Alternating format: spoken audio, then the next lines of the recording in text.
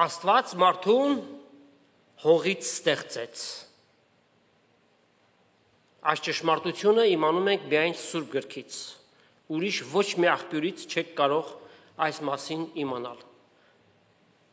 Հողից ստեղծեց մարդուն, արու և էգ ստեղծեց, արական և իգական։ Արականը առնական, masculine, ինչպես ասում են, և իգականը կինը նվազ ֆիզիկական կառուցվածքով։ Հանկարծ օրինակ չբերեք ծանրություն բարձրացնող կանանց կամ էլ մարդ վարող կանանց, նրանք տարբեր են մի քիչ։ Այսինքն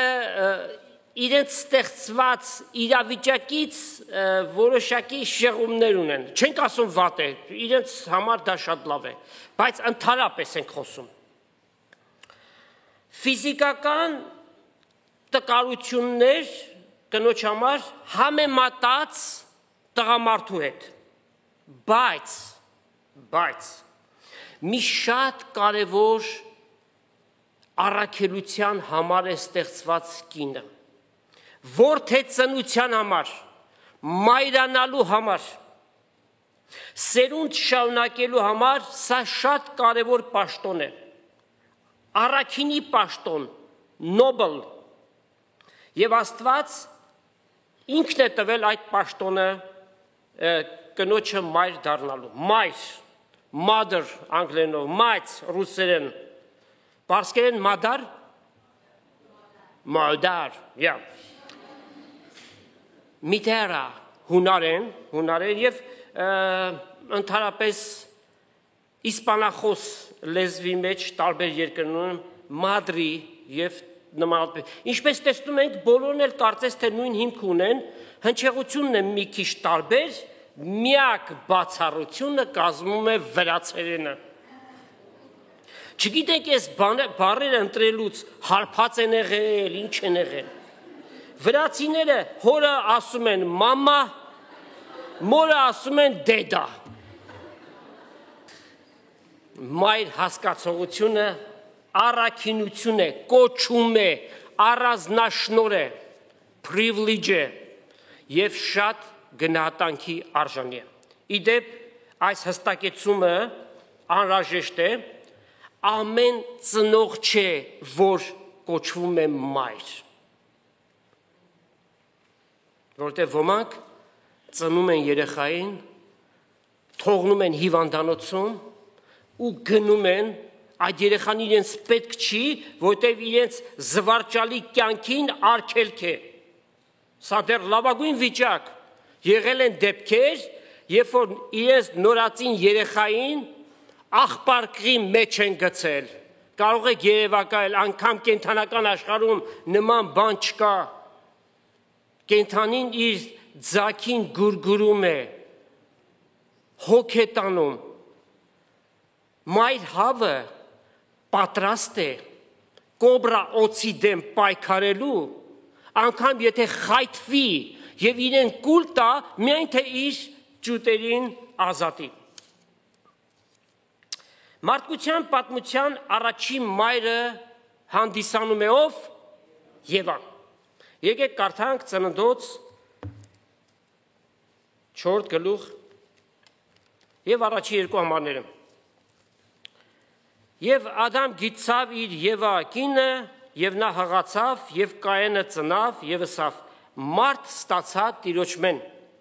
և դարձյալ անոր Աբել եղբայրը ծնավ, և Աբելը ոչխարների հովիվ դարձավ, բայց Կայենը երկիրն էր մշակում։ Կայենը ոչ միայն առաջնեկը եղավ ծնվածների, այլ նաև եղավ առաջին մարդասպանը, դեռ ավելին,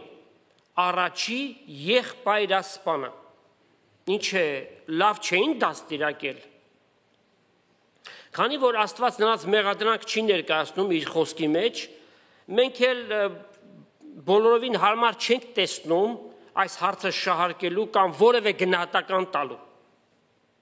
Միայն կարող ենք նշել, որ եղբորը Աբելի հանդեպ ունեցած նախանձն էր, որ մղեց Կայենին իր եղբորը սպանելու համար։ Աստծո պատվիրածի նման Աբելը տարավ իր զոհը, որի մեջ կար մեղքերի խոստովանություն, որովհետև սա աստվածային օրենք է, առանց արյուն թափվելու մեղքերի թողություն չկա, բայց Կայենը, որ դարձավ մարդահնար կրոնների առաջնորդը, երկրի պտուղից տարավ, թեև ամենալավագույնը տարավ, բայց Աստված նրա ընծային չնայեց, բայց Աբելի զոհը ընդունվեց։ Եվան երրորդ զավակի էլ մայրը դարձավ, անունը Սեթ։ Մշտապես տվել են այս հարցը և շարունակում են տալ Ադամ ու Եվան տղաներ ունեցան, չէ, բայց հետո սերունդը ոնց շարունակվեց։ Սա վերագրենք անտեղյակ լինելուն, թե ինչպես։ Հարցումը տալիս են ոմանք անկեղծ են այդ հարցադրման մեջ, ուզում են իմանալ, հասկանալ։ Իսկ ոմանք էլ ձվի մեջ մաս փնտրելու սկզբունքով ուզում են Աստծո խոսքի մեջ հակասություններ կամ սխալներ գտնել, շտապենք նրանց հիասթափեցնելու Աստծո խոսքը ամեն հարցի պատասխանը տալիս է եւ եկեք կարդանք Ծննդոց 5-րդ գլխից 3-4 համարները։ Այս է Ադամի ազգաբանության գիրքը։ Այն օրը, որ Աստված մարդը ստեղծեց, Աստծո պատկերով վրավ զանիկա, արու եւ էգ ստեղծեց զանոնք եւ օրտնեց զանոնք եւ անոնց ստեղծման օրը անոնց անունը Ադամ դրավ։ Հիմա 3-րդ համարից։ Ադամ 130 տարի ապրեցավ եւ իր նմանությունով իր պատկերի պես որդի մծնավ, անոր անունը Սեթ դրավ։ Ադամին օրերը Սեթը ծնվել են ետքը 800 տարի եղան եւ տղակներ եւ աղջիկներ ծնվեցին այդ ընթացքում բազմաթիվ տղակներ եւ աղջիկներ ծնվեցին։ Հիմա հաջորդ հարցումը կարող է գալ. այդ ինչպես եղավ, եղբայր եւ քույր իրար հետ ամուսնացան։ Այո, որովհետեւ դա էր միակ միջոցը բազմանալու եւ այդպես եղավ։ Դեռ ավելին, նույն բանը տեղի ունեցավ ջրեղեղից հետո, երբ որ Նոյը իր կինը, իր 3 զավակները եւ հարսները ջրեղեղից ազատվեցին։ Այդ սերունդը ինչպես պիտի գար։ Անշուշտ որ այդ եղբայրների զավակները, քազանները, նեֆյուները իրար հետ պիտի զարմիկները պիտի ամուսնանային եւ այդպես սերունդ պիտի ապահովվեր։ Սուրբ գրքում հանդիպում ենք տիպար մայրերի, որոնք մեզ համար կարող են որպես օրինակ լինել նվիրյալ մայրեր։ Մի մեծ մարգարեի մոր մասին է խոսքը Եգիպտոսի գերության շրջանին, միգուցե արդեն ձեր ենթադրություններ արեցիք, եկեք կարդանք Ելից գիրքը, տեսնենք ինչ էր տեղի ունենում այն ժամանակ։ Ելից գիրք Exodus, առաջի գլուխ 15-ից 22 համարները։ Եգիպտոսի թագավորը խոսեցավ եբրայցիների մանկաբարձներին, որոնց մեկին անունը Սեփրա եւ մյուսին անունը Փուա էր, եւ ասավ. Եբրայցի կիներու տղաք առած ատենին նստարանների վրա պետք է նայեք։ Եթե տղա է, պետք է մերցնեք զանիկա, եւ եթե աղջիկ է, թող ողջ մնա։ Այսինքն Եգիպտոսի թագավորը չի ուզում, որ նրանց սերունդը շարունակվի, այլ միայն աղջիկները մնան, որ ամուսնանան եգիպտացիների հետ, հետևաբար սերունդը կփոխվի։ Բայց մանկաբարձները Աստծմե վախցան եւ Եգիպտոսի թագավորին իրենց ասացին պես չրին, հապա արուներն ալ ոչ թողեցին։ Եգիպտոսի թագավորը կանչեց մանկաբարձները եւ սավանոց. Ինչու այս բաները ռիկ եւ արուները ողջ թողեցիք։ Եվ մանկաբարձները ասին փարավոնին. Քանզի եբրայցի կանայք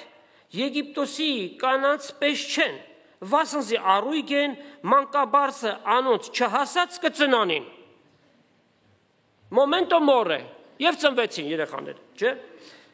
Անոր համար Աստված մանկաբարձներուն բարի քրավ եւ ժողովուրդը շատացավ եւ խիստ զորացավ,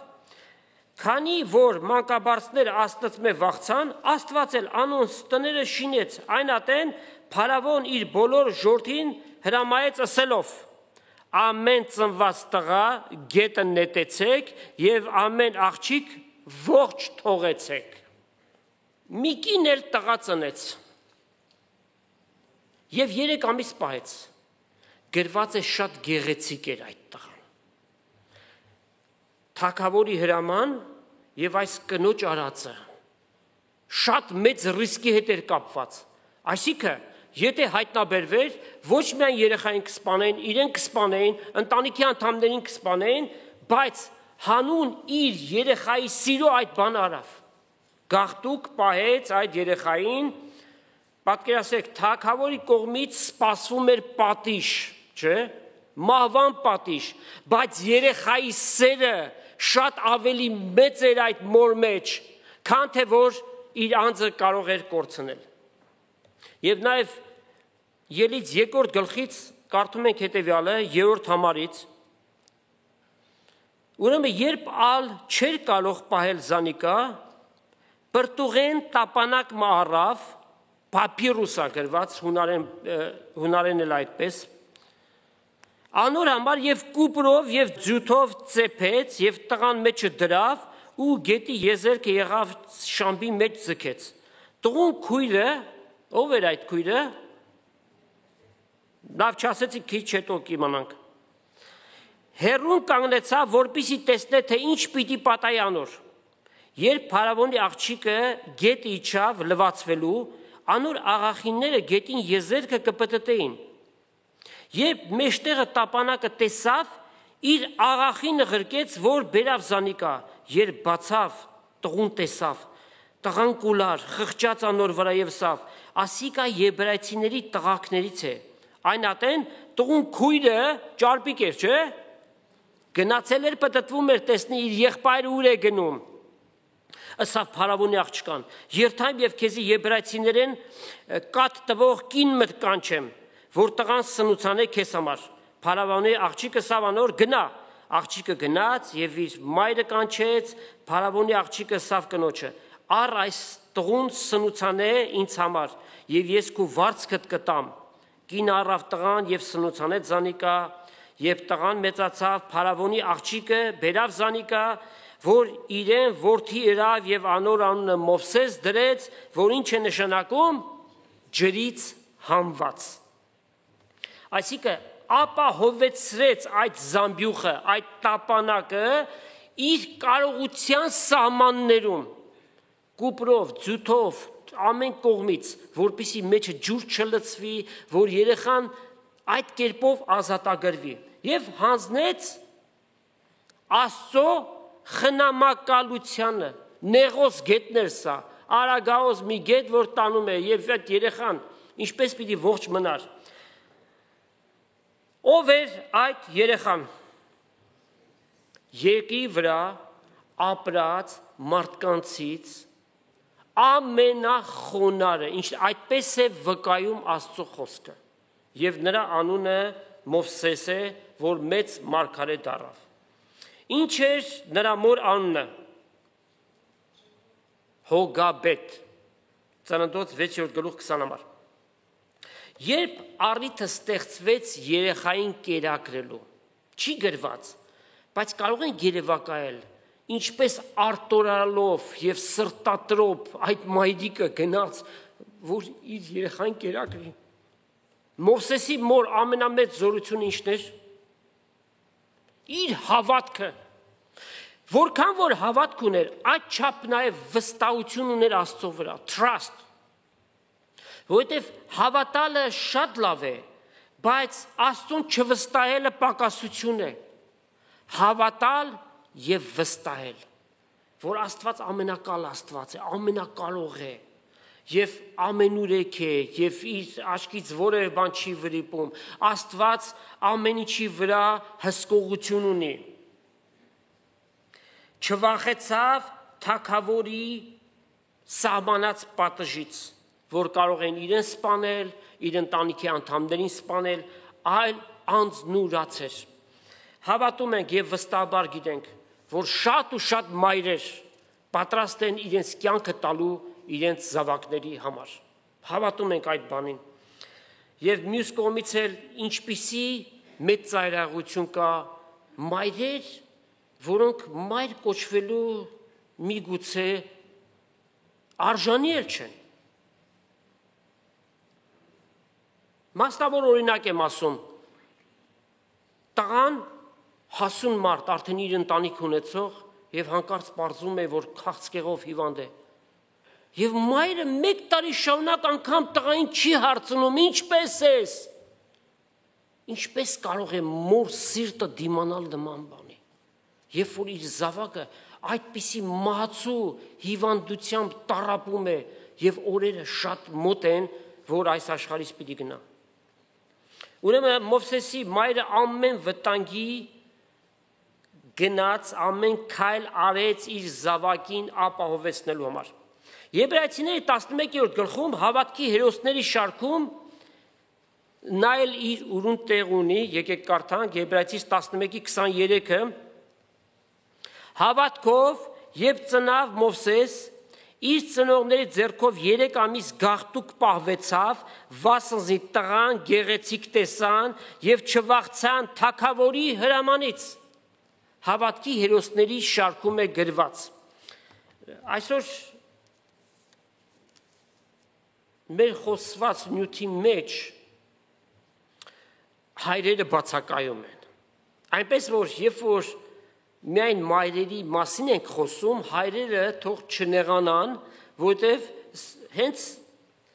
առաքինի կանանց, առաքինի մայրերի մասին է այսօրվա մեր խոսքը։ Տարիների ընթացքում մի քանի տասնյակ նորածինների, մայրիկները եւ հայրիկները մեկտեղ երեխան մի քանի օրակ անգամ մի քանի ամսական բարձացել են այս խորանը եւ եկել են այն համոզումով, որ իրենք իրենց զավակին Տիրոջը պիտի հանձնեն, հավատալով, որ այդ երեխան նվեր է Աստծո կողմից տրված, ինչպես որ Աստծո խոսքն է ասում Սաղմոս 127:3-ը, որովայնի պտուղը Աստծո պարգևն է, նվեր է, իսկ երեխային Տիրոջը նվիրելու օրինակը մեզ գալիս է մի բարեպաշտ հավատացյալ կնոջ օրինակով։ Զավակ չէր ունենում այս կինը, բայց շատ փափագում էր եւ գրված է տրտմալից հոգիով եւ լացով Աստծուն խնդրում էր։ Մի քանի համարներ կարդանք, դա առաջի թագավորաց գիրքն է, անգլերենով First Samuel է,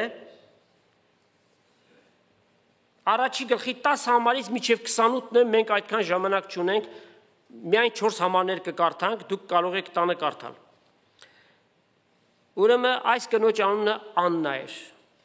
Տրտմալից հոգիով Տիրոջ առջև աղոթք կրավ եւ խիստ լացավ։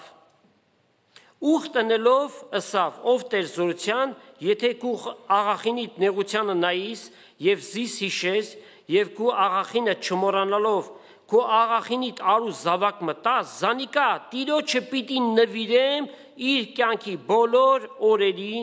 մեջ։ Աննան հղացավ եւ ժամանակ ասավ տղամը ծնավ, անոր անունը Սամուել կոչեց, ասելով, քանզի զանիկա Տիրոջմե խնդրեցի։ Ես այս տղուն համար աղոթք կրի եւ Տերը իմ խնդրվածքս ինձի տվավ, ինչ որ անկե խնդրեցի։ Հիմա էլ զանիկա Տիրոջը կնվիրեմ, անիկա իր բոլոր կյանքի մեջ Տիրոջը փող առնված լինելու։ Այսինքն սա գիտակցության հարց է։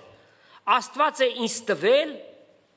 Աստծուն պիտի նվիրեմ, Աստծո ճանապարհների մեջ պիտի քայլի, Աստծուն պիտի փառավորի իր կյանքի մեջ։ Աստծո խոսքով մեծացրեց եւ Սամուելը հին ուխտի մարգարեների շարքում իր ուրույն տեղը ունի, մեծ մարգարե եղավ։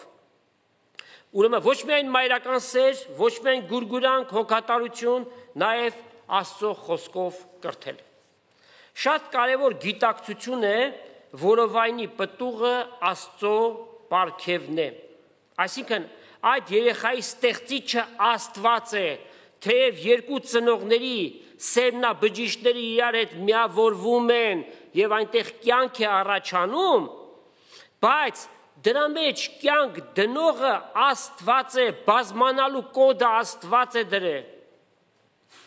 Այնպես որ Սիրելի հայրենի ունեցածդ երեխաների համար դու պարտական ես Աստծո։ Այդ ամբարտավան խոսքը երբեք չասես, տղուց տղա է ծնվում, Աստծո առջև դա պիղծ է, Աստված է շնորհում, եւ Աստծո ձեռքից պիտի ընդունենք ինչ որ ստացանք,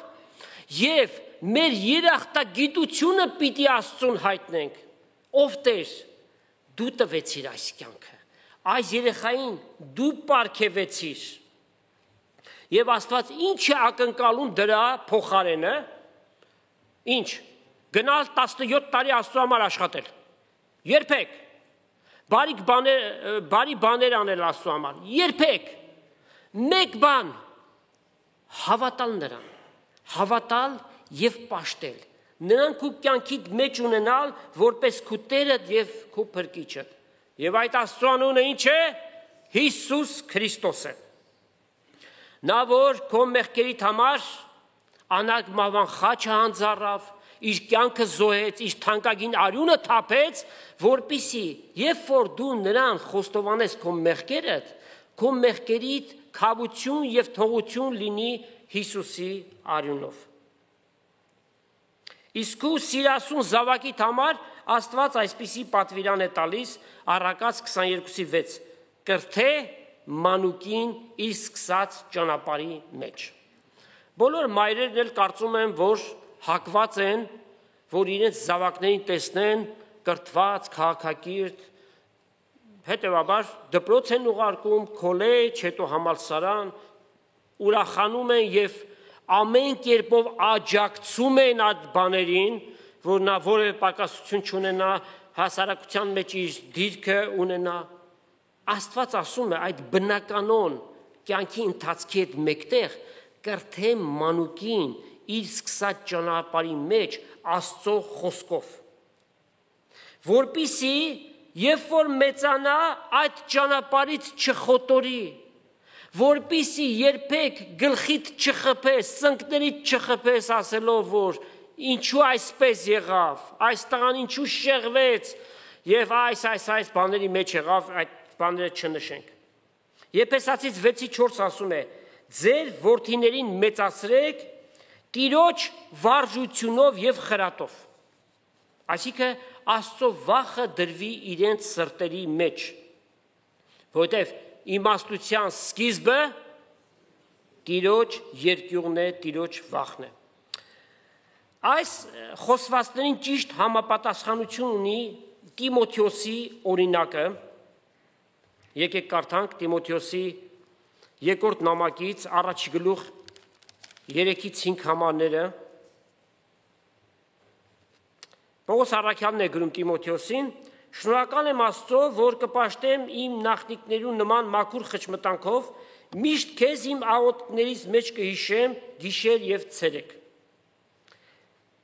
Ցանկալով քեզ տեսնել եւ միտք բերել քո արցունքներդ, որպիսի ուրախությունով լեցվիմ։ Կհիշեմ քո ունեցածդ անկեղծ հավատքդ, որ առաջ մեծ մայրդ Լաուդիա եւ քո մայրը Եվնիկե ունեին եւ համոզված եմ, որ դու էլ դեռ ունես այդ հավատքը։ Այստեղ գտնվողներից քանիսդ կարող եք վկայություն բերել, որ ձեր մոր կամ մեծ մոր տատի հավատքը ազդեցություն է ունեցել ձեր մեջ հավատք ձևավորվելու համար։ Քանիսներ, բավական մարդիկ։ Ես եւս իմ կողմից կարող եմ ասել, դեռ հավատքի չեկած, դեռ Աստծուն չճանաչած։ Միչև այսօր հիշում եմ, թե ինչպես տատիկս իր կողքն է նստեցնում ինձ եւ Սուրբ գրքի պատմություններն էր ինձ պատմում, անգիր գիտեի Հովնան Մարգարեի պատմությունը, Դանիելի պատմությունը, Դավիթի պատմությունը, այդ սերմերը, որ ցանվում են, մի օր պտուղ են տալիս։ Ուստի մեր զավակներին Աստծո վարժությունով կրթենք։ Կիրակնորյա դասարանները հիանալի։ Դասատուները պատրաստ են, որպիսի այդ երեխաներին սովորեցնեն Աստծո խոսքը, Աստծո ճանապարհները, բայց նաև որպես ծնողներ, մասնավորաբար մայրերը եւ տատիկները շատ մեծ ազդեցություն կարող են ունենալ այդ հավատքի ձևավորման համար։ Անտարակույս Սուրբ գրքի տիպար մայրերի մեջ ամենատիպարը ով է մեր Փրկչի մայրը, Տիրամայրը, Մարիամը, օրինակ վերցնելու արժանի։ Կույս մի աղջիկ նշանված Հովսեփի հետ իրեն հայտնվում է Գաբրիել հրեշտակապետը եւ հայտնում, ինչպիսի անակնկալ բան։ Ղուկասու ավետարան, առաջի գլուխ 30-31 համարները, հրեշտակ անունը սավ մի վախտնար Մարիամ, վասնզի Աստծմե շնորհք գտար, ահա պիտի հղանաս եւ որդի պիտի ծնանիս եւ անոր անունը Հիսուս պիտի դնես։ Այ քեզ բան։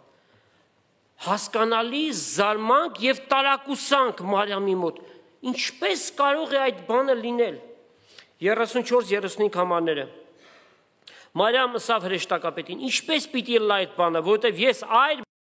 մարդ չեմ գիտեր։ Հրեշտակը պատասխան տվավ եւ ասավ. Սուրբ Հոգին պիտի գա քեզ եւ բարձրալի զորությունը քո վրա Հովանի պիտի լա։ Ուստի այն քեզ մեջ ծնանելու Սուրբը Աստծո որդի պիտի կոչվի։ Եվ նաեւ կարդում ենք 38 համարը. Մարիամ ասավ. ահա ես Տիրոջ աղախինն եմ։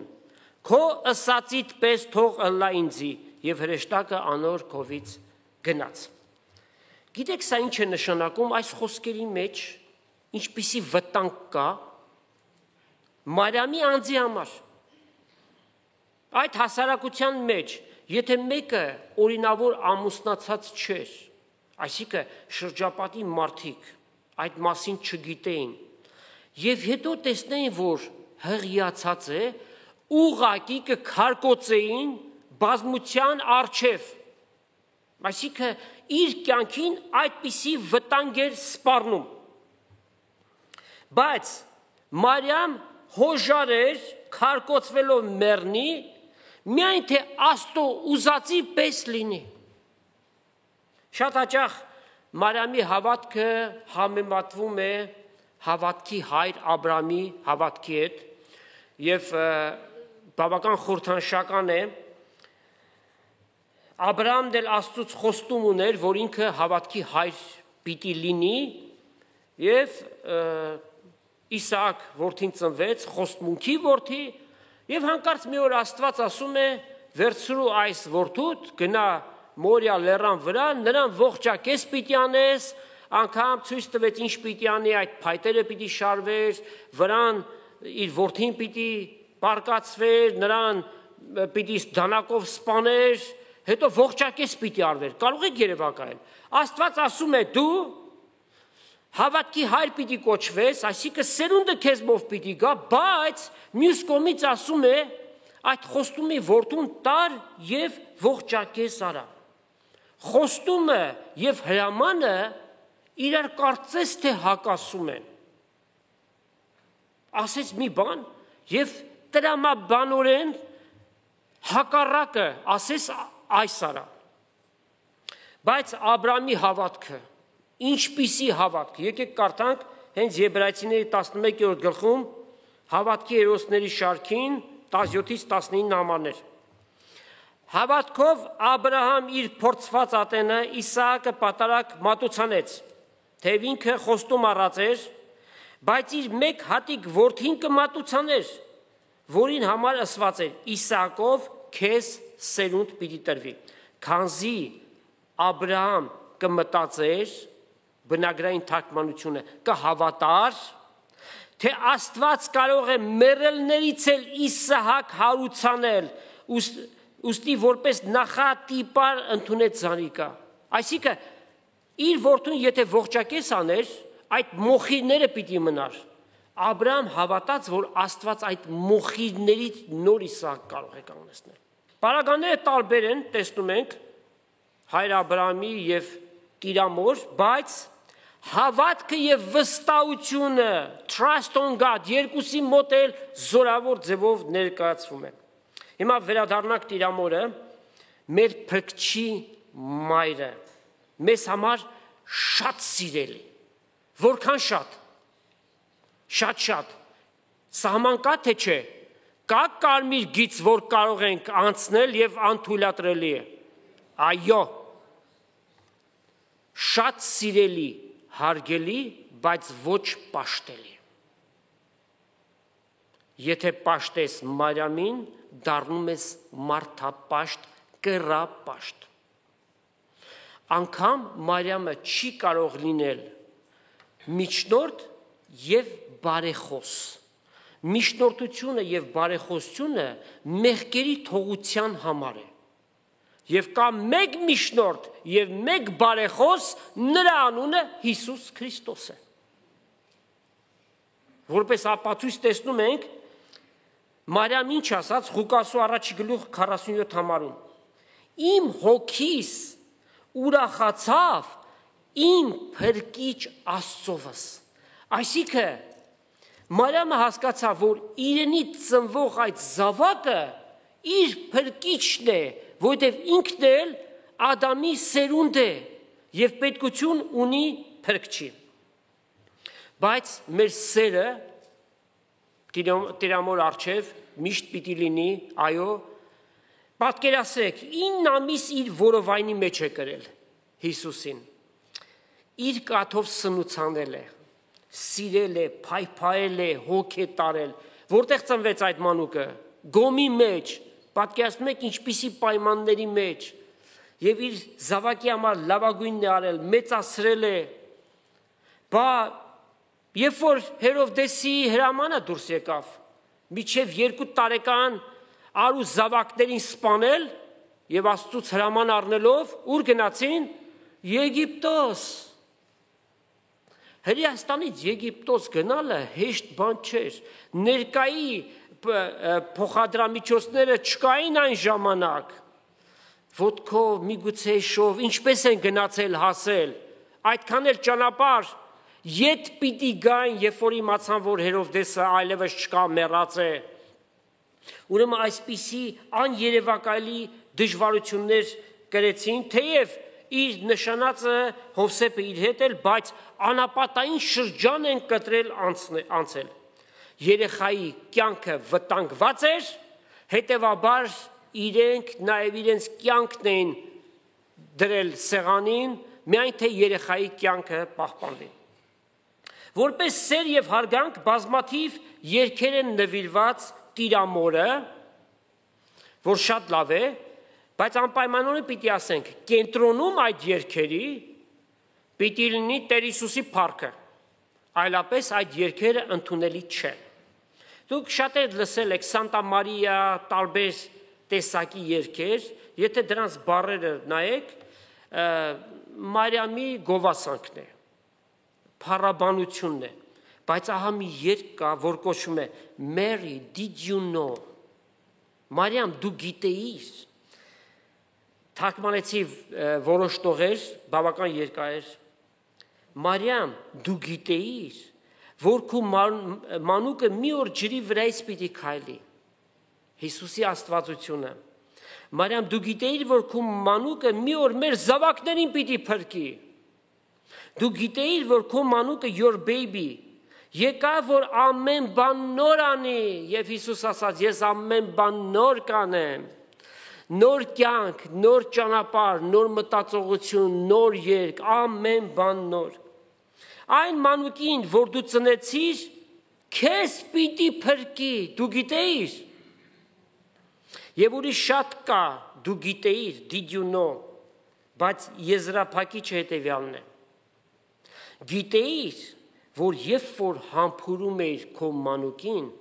դու Աստծո երեսն էիր համբուրում։ Գիտեր պատասխան ինքը։ Գիտեր թե ոչ։ Գիտեր։ Սուրբ Հոգին Սեմյոն ծերունու միջոցով իրեն հայտնել էր դա։ Կարդում ենք Ղուկասու ավետարան ըստ Ղուկասու 2-րդ գլուխ 34-35 համարները։ Երբ որ Հիսուսին տաճար տարան, այնտեղ մի ազնվորություն կար Սիմեոն անունով, որ Աստծուց իրեն տրված էր ապրել այնքան, միջև որ փրկչին, այսինքն Մեսիային տեսավ, գրկեց եւ աստվածային իմաստությամբ այս խոսքեր ասավ։ Սիմեոն օրհնեց զանոնք եւ անոր մորը Մարիամին ասավ.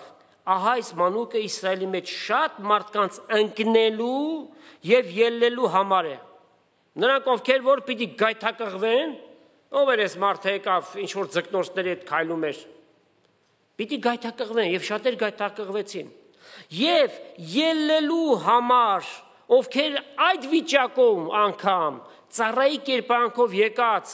անձնավորության մեջ աստվածությունը տեսան և դավանեցին, ու հակառակության նշանը պիտի լակեցած, և Սիմեոն մորն է ասում Մարիամին, քո սրտից էլ թուրմը պիտի անցնի, որպեսզի այսպես շատ սրտերեն խորհուրդներ հայտնվի կամ ճանաչվի։ Եվ Մարիամի սրտից այդ թուրը անցավ։ Երբ որ իր սիրելի որդին, աշխարհի փրկիչը, խաչի միջև այդ ունեցած տանջանքները և խաչի այդ ցավերը կրում էր, խաչելության ցավերը, Մարիամի զգացմունքները իր ներսում ինչ էր կատարում, միայն ինքը գիտեր և Աստված, ինքը շատ լավ գիտեր, ով է իրենից ծնվածը, աշխարհի փրկիչն է, Մեսիան է, որի համար մարգարեական խոսքեր կար գրված, մի աղջնակի Տեր ընտրեց ու որովայնում 9 ամիս Սուրբ Հոգիով պիտի գար և բնակվեր, որպես մանուկ ձևավորվեր և աշխարհ կար, կարող ենք երևակայել։ Ուրեմն Մարիամը մեզ համար շատ սիրելի մի անձնավորություն է, մեր փրկչի մայրն ենք։ Ինչպես կարող ենք բնորոշել նրան, առաքինություններով զարդարված, նշանավորված իր խորունկ և անկոտրում հավատքով, իրապես տիպար մայրերի մեջ կարող ենք ասել Մարիամը ամենատիպարն է, ամենաօրինակելին է մեր մայրերին սիրելու։ Ինչպիսի պարագայել ունենաս կյանքիդ մեջ, պարտավոր ես քո մորդ, հորդ նույնպես այդ պատվիրանն էլ տրված է, բայց մայրերի մասն ենք խոսում, մեր մայրերին սիրելու։ Փոքրիկ երեխային, երբ որ հարցնում են, ասում են, մամայդ ինչքան է սիրում, ինչ է անում, երկու ձեռքերը բացած ցույց է տալի, ասում է, այ այսքան։ Մենք էլ այդքան սիրենք, ոչ միայն խոսքով սիրենք, այլ նաև գործնականորեն սիրենք։ Գործնականորեն սիրենք, գիտակցաբար սիրենք։ Մանավանդ, երբ որ նրանք իրենց կյանքի վերջնամուտին են մոտենում, երբ որ ավելի ծերանում են, նրանք մեր պետքությունը շատ ավելի ունեն։ Մայրը չպիտի դառնա բաժակաճառերի կենտրոնում, բայց մյուս կողմից լքված։ Խոսքի ուղիղ ձևով մեր մայրերին պիտի սիրենք և տեսեք օրենքի մեջ ինչպես էր գրված, օրինակ 5-րդ գլուխ 16 համար ասում է. պատվե քո հայրդ ու մայրդ, ինչպես քո Տեր Աստվածդ քեզ պատվիրեց, որպեսզի քո օրերդ երկար լինեն և քեզ աղեկը լա այն երկրի մեջ, որ քո Աստվածդ քեզ պիտի տա։ Նաև այս գրությունը, եթե ոմանք ասեն, սա օրենքին էր վերաբերում, Նոր Կտականի մեջ Պողոս առաքյալն է գրում, Եփեսացիս 6-րդ գլուխ առաջի 3 համարները. Որդիներ, ձեր ծնողներին հնազանդ եղեք Տիրոջմով, վասնզի դա է արժանի, պատվեք քո հորդ և մորդ, որ առաջին պատվիրանն է խոստումով, այսինքն մարդկային հարաբերությունների մեջ առաջինն է, այն ինչ որ դրանից առաջ ասվեց, քո Տեր Աստծուն սիրես, քո ամբողջ մտքով, սրտով, էությամբ, ուրիշ աստվածներ չունենաս, կուռքեր չպաշտես, առաջինը մարդկային հարաբերության մեջ, որպեսզի քեզ աղեկը լա և երկար կյանք ունենաս երկրի վրա, նույն բանը ներկայացվեց նաև Պողոս առաքյալի գրչով, որպեսզի մենք հետևենք այս բանին։ Հիշենք և երբեք չմոռանանք։ Մեր մայրերը 9 ամիս իրենց որովայնի մեջ կրել են։ Այդ ընթացքում որքան զգուշավորություն են նրանք արել, որ երեխայի համար ամենալավ պայմանները լինի։ Հատուկ ընտրել են, թե ինչ ուտեն, որ երեխայի համար օգտակար լինի։ Այդպես է թե չէ, հաստատեք։ Հապա այդ ծննդաբերության ցավերը, ուսումնասիրությունները գիտեք ինչ են ցույց տվել, թեև տղամարդիկ ֆիզիկապես շատ ավելի ուժեղ են, քան կանայք, բայց ոչ մի տղամարդ այդ ծնելության ցավերը չէր կարող կրել։ Սեր գուրգուրանք հիվանդ ժամանակդ ով էր քո անկողնու կողքը նստում, անքուն գիշեր անցկացնում, մայրիկը, իրեն զրկած իր բերանից կտրած, քեզ համար կարելի լավագույն պայմանները ստեղծած, մոր սրտի նման ոչ մի սիրտ չի ցավում իր զավակի համար, սա իրողություն է, որովհետև այս բանը Աստծուց է դրված մոր մեջ։ Շատերը տեսել եք մոր սիրտը ֆիլմը։ Տեսել եք։ Մի միայնակ կին իր տղա զավակին մեծացրեց, որքան դժվարությամբ, չարչարանքով,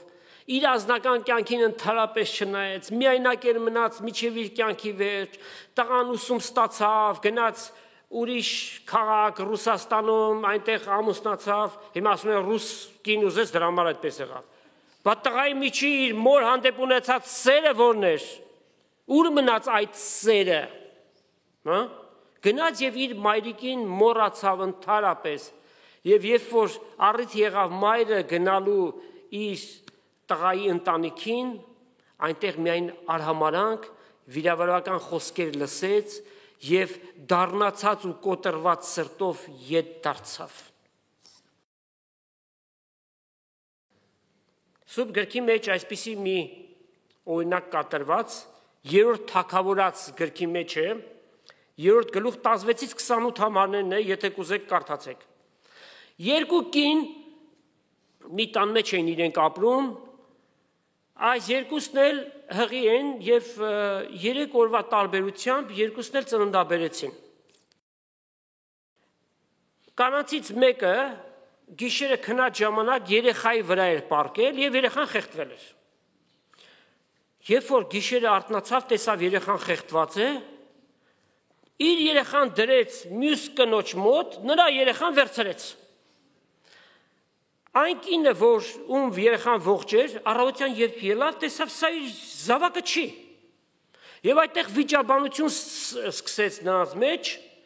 վերցրեցին, բերեցին Սողոմոն թագավորի մոտ։ Պատմությունը լսելուց հետո ասաց մի սուր բերեք։ Սուրը բերեցին։ Ասաց երեխային մեջտեղից կտրեք, կեսը քեզ, մյուս կեսը քեզ։ Այսինքն երկուսիդ էլ կգոհացնենք։ Նա որ իրական մայրն էր, ասաց ողորմի ինձ, խնդրում եմ, այդ բանը չանես, երեխան նրան տուր։ Եվ Սողոմոնը այս իմաստությունը գործադրեց, ասավ, երեխան պատկանում է այս կնոջը, այս մայրիկին։ Մոր սիրտը իր երեխայի համար ցավում է։ Ավելի լավ է ուրիշի մոտ գտնվի, բայց ողջ լինի, քան թե նման մի բան գործադրեն իր երեխայի հանդեպ։ Սիրենք, հարգենք, գուրգուրենք մեր մայրերին։ Հայ բանաստեղծը մոր մասին երկար բարակ գրել է։ Շատ գրածների հետ կարող եք համաձայնվել, բայց այս մեկի հետ մենք հաստատ համաձայն չենք։ Մեր տան Աստվածն է մայրս։ Սա նշանակում է այդ տան մեջ Աստված չկա, իր ասածն էլ կռապաշտություն է։ Մորը սիրելու սահման կա, կարմիր գիծը չես կարող անցնել։ Աստծո տեղը մեկը չի կարող բռնել, ոչ էլ մայրը։ Աստվածը մեզ կյանք տվողը, Աստված է, որ մինչև այսօր մեզ շունչ է տալիս շնչելու, ամեն բարի պարգև մենք երկնքից լույսո հորից ենք ստանում։ Ուրեմն ոչ մեկը Աստծո տեղը չի կարող գրավել, այդ թվում նաև մայրը։ Հասկանանք սիրո սահմանը Սիրենք մեր մայրերին, միջև վերջ սիրենք, միջև որ իրենց երկրավոր կյանքից դուրս գալը։ Աստված օրհնի բոլոր մայրերին, մասնավորաբար հավատացյալ մայրերին, ովքեր որ կրկնակի անգամ են օրհնված, ոչ միայն որ զավակներ են ստացել Աստծուց, այլ որ այդ Աստծուն ճանաչում են, իրենց կյանքերի մեջ ունեն եւ նրանով են առաջնորդվում ու նրա խոսքով են դաստիարակում իրենց զավակներին։ Տերը օրհնի իր խոսքը ձեզանից ամեն մեկին, Տեր Հիսուս Քրիստոսի շնորհքը, Հայր Աստծո սերը եւ Սուրբ Հոգու հաղորդությունը Աստծո ժողովրդի հետ լինի։ Ամեն։